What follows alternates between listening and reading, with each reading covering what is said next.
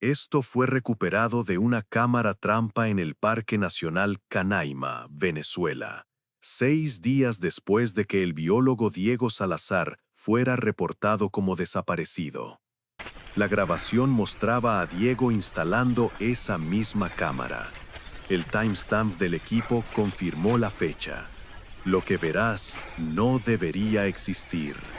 Diego Salazar Mendoza, 34 años, biólogo especializado en fauna de altura del Instituto Venezolano de Investigaciones Científicas. 15 años de expediciones a los tepuis, esas montañas de cima plana que se elevan como islas en el tiempo sobre la selva venezolana. Si conoces algo sobre Canaima, sabes que es uno de los parques nacionales más remotos de Sudamérica. 30.000 kilómetros de selva virgen, ríos que corren entre cañones de piedra arenisca y los tepuis, mesetas que tienen hasta 2.000 millones de años de antigüedad. Los tepuis son ecosistemas únicos en el planeta.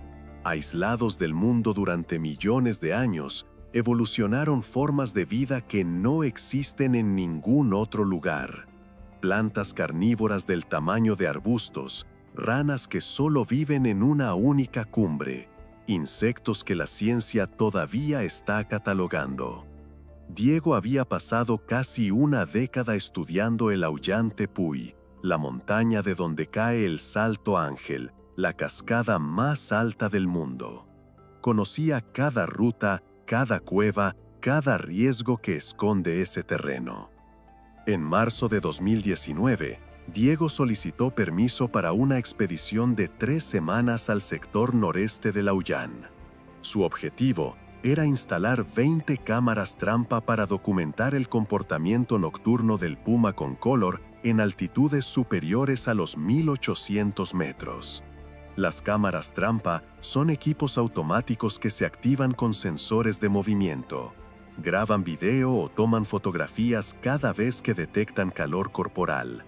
Los biólogos las usan para estudiar animales sin interferir en su comportamiento natural.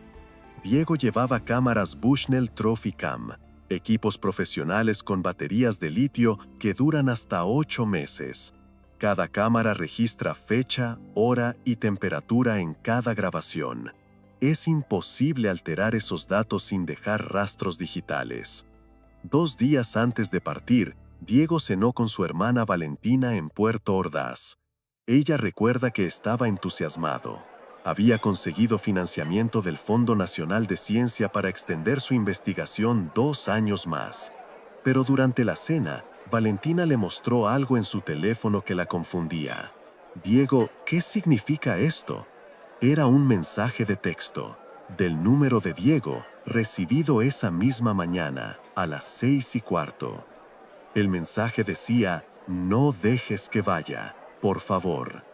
Diego revisó su teléfono. No había registro de ese mensaje enviado, nada en su historial, ninguna notificación. «Yo no mandé eso, pero es tu número, mira». Diego se rió incómodo. «Debe ser un error de la operadora, o alguien clonó mi SIM, ya sabes cómo son estas compañías. La semana pasada a un colega le pasó algo parecido». Valentina no parecía convencida.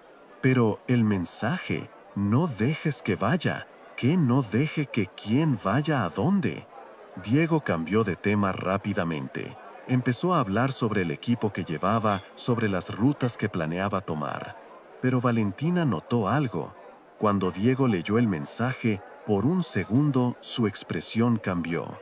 Como si reconociera algo, como si supiera exactamente qué significaba. Pero no dijo nada más. Valentina guardó el mensaje, no lo borró. Algo en ella le decía que era importante. Diego también mencionó otra cosa esa noche. En su última expedición, 2 meses antes, había encontrado algo extraño en uno de los senderos que planeaba usar. Marcas en los árboles, cortes profundos en la corteza, a más de 3 metros de altura, como si algo había trepado o arañado desde arriba. Los guardaparques le dijeron que probablemente era un oso frontino, una especie en peligro crítico que todavía habita los tepuis. Pero Diego había visto marcas de oso frontino antes.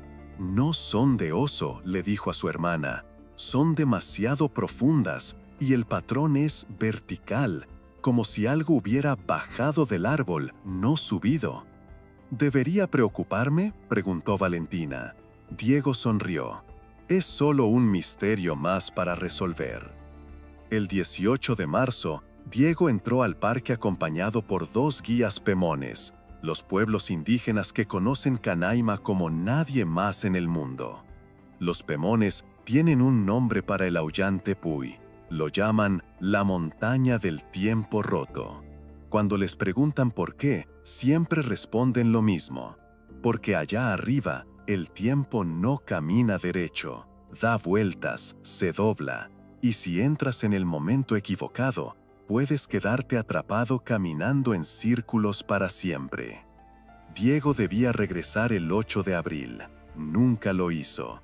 El 9 de abril, Valentina llamó a la oficina del parque. Le dijeron que Diego no había reportado su salida. Activaron el protocolo de búsqueda al día siguiente. Un equipo de rescate de 12 personas, incluyendo 4 guías pemones, entró al sector noreste del Aullán, siguiendo la ruta que Diego había registrado en su plan de expedición. El terreno allá arriba es traicionero.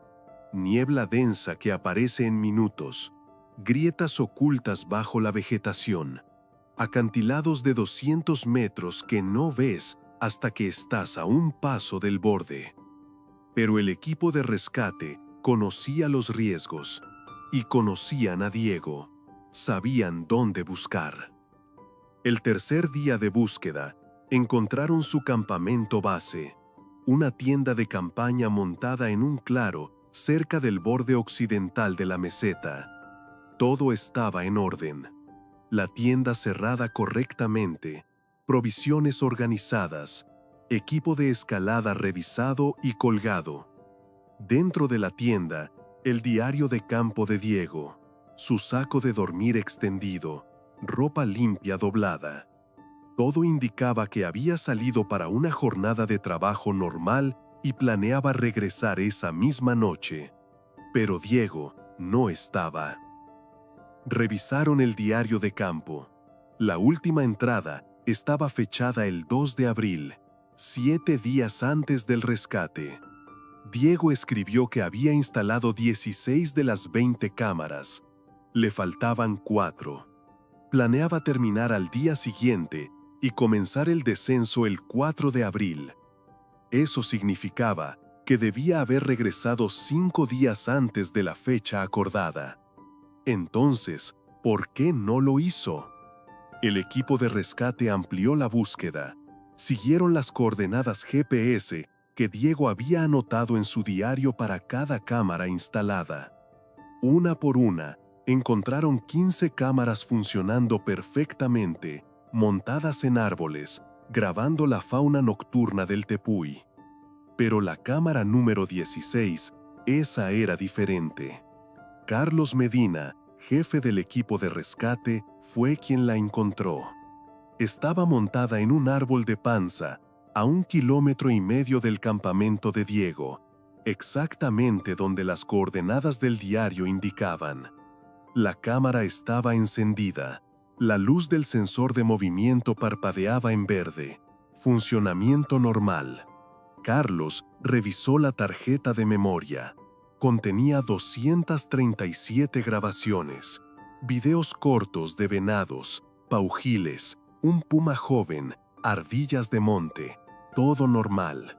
Hasta que llegó al archivo 238, grabado el 8 de abril, 6 días después de la última entrada en el diario de Diego. 2 días después de que debía haber salido del parque. Un día antes de que Valentina reportara su desaparición. El video duraba 43 segundos. Mostraba a Diego Salazar instalando esa cámara. Carlos lo reprodujo 3 veces antes de llamar al resto del equipo. Cuando llegaron, nadie podía explicar lo que estaban viendo. En el video, Diego aparece de frente, ajustando el ángulo de la cámara hacia el sendero. Está usando su chaqueta verde de expedición, la misma que llevaba cuando entró al parque. Gorra de Liebig, guantes de trabajo. Se ve concentrado. Revisa el visor de la cámara, hace ajustes, retrocede unos pasos para verificar el encuadre. Todo completamente normal, excepto por 3 detalles. Primero, su barba. Diego siempre mantenía barba corta, recortada. En el video, la barba le cubre medio rostro, al menos 2 semanas de crecimiento. Segundo, su chaqueta. Está rasgada en el hombro izquierdo, un desgarro largo que expone el forro interno. Tercero, sus movimientos. Diego trabaja lento, como si cada gesto le costara esfuerzo. Se detiene varias veces, mirando hacia la izquierda del encuadre, hacia algo fuera de cámara, como si algo lo estuviera observando. En el segundo 32 del video, Diego termina de ajustar la cámara. Se queda inmóvil, mirando directamente al lente, y entonces hace algo extraño. Levanta la mano derecha y saluda. No es un saludo casual, es deliberado, lento, como si supiera que alguien estaría viendo esta grabación, como si supiera que estaría muerto o desaparecido. Luego sale del encuadre. El video termina. Carlos Medina revisó el timestamp del archivo. No había errores. El sistema interno de la cámara registró la grabación el 8 de abril a las 4:17 de la tarde, 6 días después de la última entrada en el diario. Pero había un problema más grande. El equipo de rescate había llegado a ese mismo árbol el 12 de abril, 4 días después de la grabación. La cámara estaba funcionando, pero no había rastros de Diego en el área. Ninguna huella, ningún indicio de que hubiera estado allí recientemente. Y más extraño aún, la vegetación alrededor del árbol estaba intacta, sin pisadas, sin ramas rotas, sin marcas de que alguien hubiera caminado por allí en días. ¿Cómo instaló Diego esa cámara sin dejar rastro? El equipo de rescate llevó la cámara de vuelta al campamento base. Esa noche, revisaron todas las grabaciones de las 15 cámaras que Diego había instalado y encontraron algo que hizo que 2 miembros del equipo abandonaran la búsqueda al día siguiente. Las cámaras estaban distribuidas en un perímetro de 5 kilómetros. Diego las había instalado en fechas diferentes según su diario. Cámara 1, 28 de marzo. Cámara 2, 29 de marzo. Y así sucesivamente. Pero cuando revisaron las grabaciones con atención, notaron algo imposible. En la cámara 3, instalada el 30 de marzo según el diario, había una grabación del 31 de marzo a las 7 de la mañana. Mostraba a un venado cruzando el sendero. Y detrás del venado, apenas visible entre los árboles, había una figura humana, Diego. Pero según su diario, Diego estaba a 3 kilómetros de distancia ese día, instalando la cámara 5. En la cámara 7, instalada el 1 de abril, había una grabación del 2 de abril al mediodía. Mostraba el sendero vacío. Pero si pausabas el video en el segundo 18, podías ver una sombra proyectada en el suelo. La sombra de un hombre, con mochila. Diego. Pero según su diario, Diego estaba ese día en su campamento, escribiendo notas de campo. En la cámara 11, instalada el 30 de marzo, había una grabación del 1 de abril a las 4 de la tarde. Mostraba a Diego caminando directamente frente a la cámara. Miraba hacia adelante, como si no supiera que la cámara estaba allí. Pero eso era imposible. Diego había instalado esa cámara 2 días antes. Sabía exactamente dónde estaba.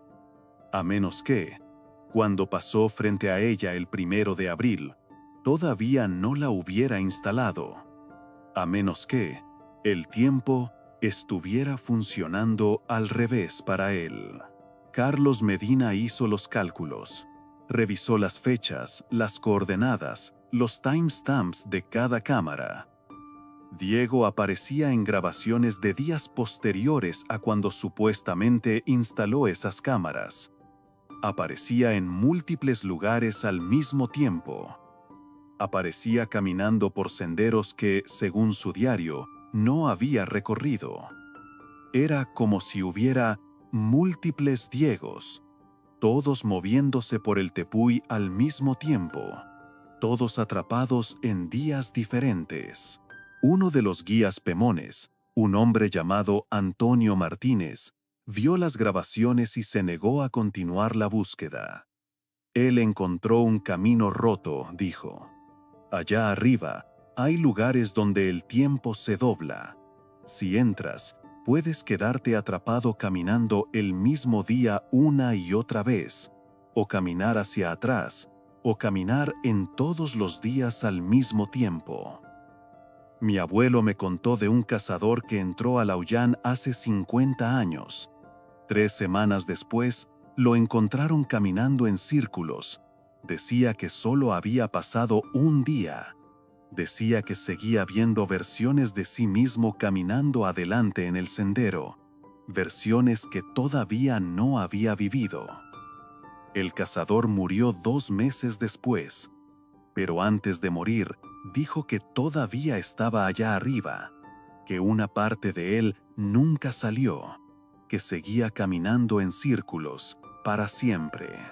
Antonio se negó a explicar más, solo dijo: si Diego entró en un camino roto, no lo van a encontrar, porque él está en un tiempo que ya no existe. O que todavía no existe. O que existe todo al mismo tiempo. La búsqueda continuó durante 11 días más. Helicóptero con cámara térmica, drones, perros de rastreo traídos desde Caracas. 40 personas peinando cada metro cuadrado en un radio de 5 kilómetros del último campamento de Diego. Nada. No encontraron su cuerpo, no encontraron más equipo, no encontraron señales de lucha, de accidente, de ataque animal. Diego Salazar simplemente dejó de existir. Pero las cámaras seguían grabando. La cámara número 16, la que lo capturó instalándola, continuó registrando actividad durante los días siguientes. Archivo 239. Un venado cruza el sendero. Normal. Archivo 240. 2 horas después, el sensor detecta movimiento, pero no hay nada en el encuadre. Solo vegetación moviéndose levemente, como si alguien invisible acabara de pasar. Archivo 241. 4 horas después. De nuevo, movimiento detectado. De nuevo, nada visible. Archivo 242. Medianoche del 8 de abril. El sensor se activa. Esta vez, algo cruza rápidamente por el borde izquierdo del encuadre. Demasiado rápido para identificar, pero era grande, más alto que un hombre. Archivo 243. 2 de la madrugada del 9 de abril. Este video hizo que Carlos Medina solicitara traslado inmediato después de terminar la búsqueda. El sensor detecta movimiento. La cámara graba. Durante los primeros 10 segundos, nada. Solo el sendero vacío bajo la luz infrarroja. Entonces, desde fuera del encuadre, aparece una mano. Una mano humana, pálida en la luz infrarroja. Dedos largos. Toca el lente de la cámara y se queda ahí, inmóvil, presionada contra el vidrio. durante 18 segundos. Los dedos están sucios, hay algo oscuro bajo las uñas, la piel está arrugada, como si hubiera estado mojada durante mucho tiempo. Luego, la mano se retira lentamente, y en el último segundo antes de que desaparezca del encuadre, los dedos se mueven, como saludando, el mismo gesto que Diego había hecho en el video del 8 de abril. El caso fue oficialmente cerrado en agosto de 2019. Causa de desaparición: accidente en terreno de alta complejidad, cuerpo no recuperado. Los técnicos del IBIC analizaron todas las tarjetas de memoria durante 3 semanas. Buscaron señales de manipulación digital, de adulteración de timestamps, de cualquier indicio de que los archivos hubieran sido alterados. No encontraron nada.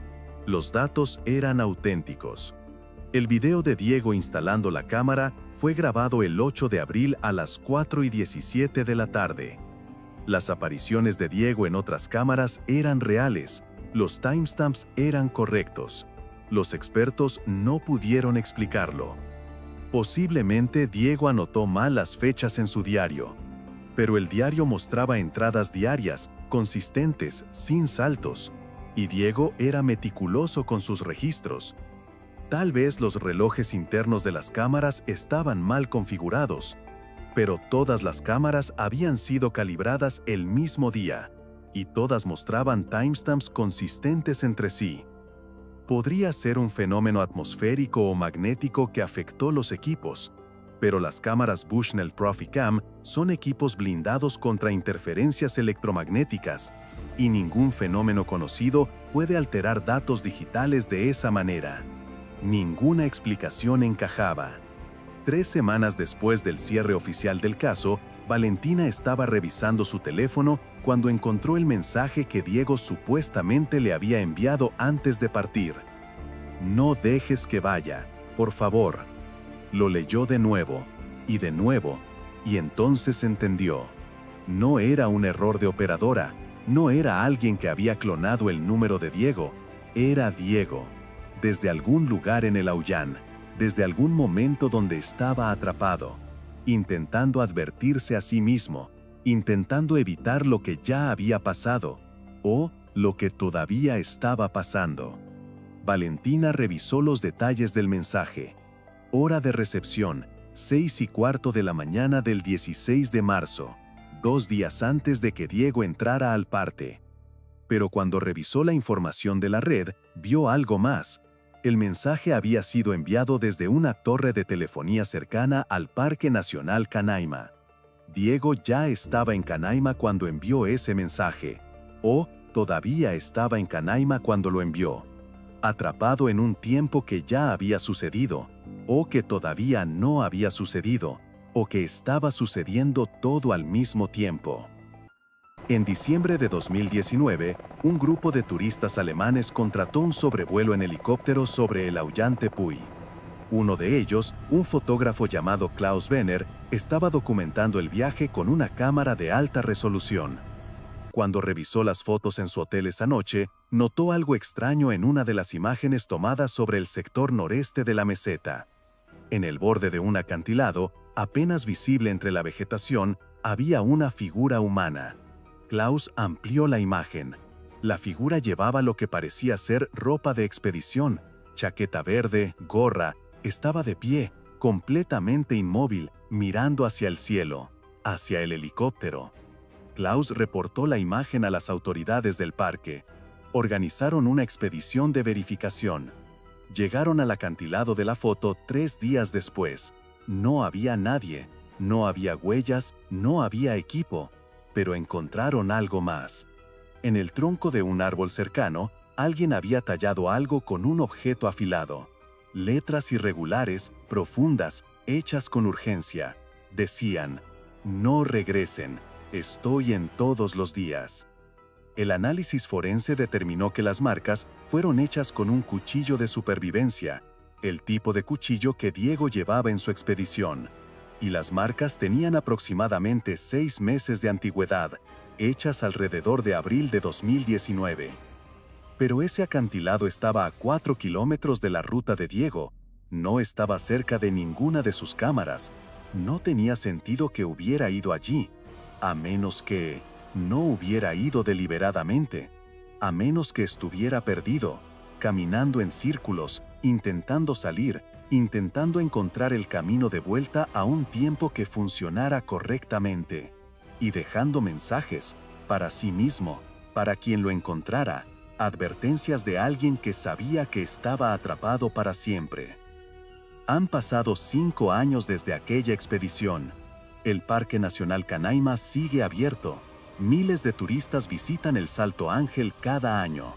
Los guías Pemones siguen llevando grupos a los tepuis, pero ningún investigador del IBIC ha solicitado permiso para trabajar en el sector noreste de Laullán desde 2019. Las 16 cámaras trampa que Diego instaló fueron retiradas en 2020, todas excepto una. La cámara número 16 sigue allí. Los guardaparques la encontraron en el mismo árbol durante una inspección rutinaria en 2021. Seguía funcionando, seguía grabando. Revisaron la tarjeta de memoria, contenía 2 años de grabaciones de fauna normal del tepuy. Y un video más. Grabado el 2 de abril de 2021. Exactamente 2 años después de la última entrada en el diario de Diego. El video muestra el sendero vacío. 3 de la madrugada. Luz infrarroja. Y entonces, durante 4 segundos, alguien cruza el encuadre, caminando despacio, de izquierda a derecha, arrastrando los pies, como si llevara días o años sin dormir. Los guardaparques vieron el video una sola vez. Luego sellaron la tarjeta de memoria y la enviaron a Caracas.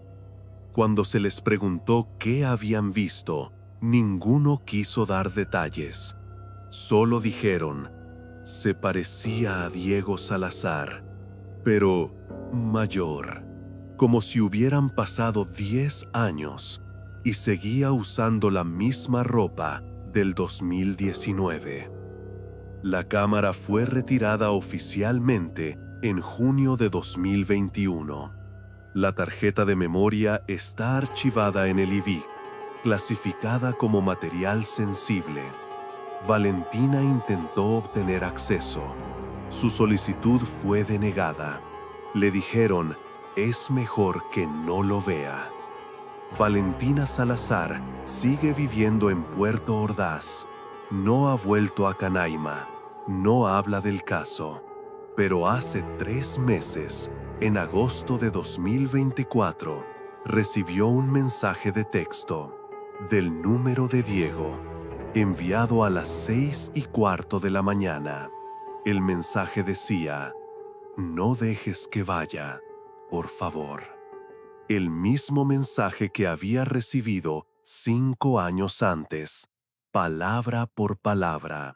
Valentina no respondió. Bloqueó el número. Cambió su teléfono. Pero el mensaje sigue allí, en su bandeja de entrada, con el timestamp de agosto de 2024. 5 años después de la desaparición de Diego. Como si él siguiera intentando advertirse. Como si siguiera atrapado en el Laullán, caminando en círculos, entre días que ya pasaron y días que todavía no llegan. Como si el tiempo para Diego Salazar nunca hubiera avanzado, o nunca dejara de avanzar, o avanzara en todas las direcciones al mismo tiempo, para siempre. Diego Salazar sigue oficialmente desaparecido. Su cuerpo nunca fue encontrado. Las cámaras que instaló capturaron algo que la ciencia no puede explicar. Un hombre apareciendo en múltiples lugares, en múltiples tiempos, como si estuviera viviendo todos los días de su expedición simultáneamente. Y el mensaje que envió antes de entrar al parque, o desde dentro del parque, o desde algún lugar fuera del tiempo, sigue sin respuesta. ¿Qué le pasó realmente a Diego Salazar en el Aullán? ¿Encontró un lugar donde el tiempo funciona diferente? Sigue allá arriba, atrapado en un loop que se repite una y otra vez. Y si eso es verdad, ¿cuántas versiones de Diego Salazar siguen caminando por ese tepuy? Déjame tu teoría en los comentarios. Nos vemos en el próximo caso.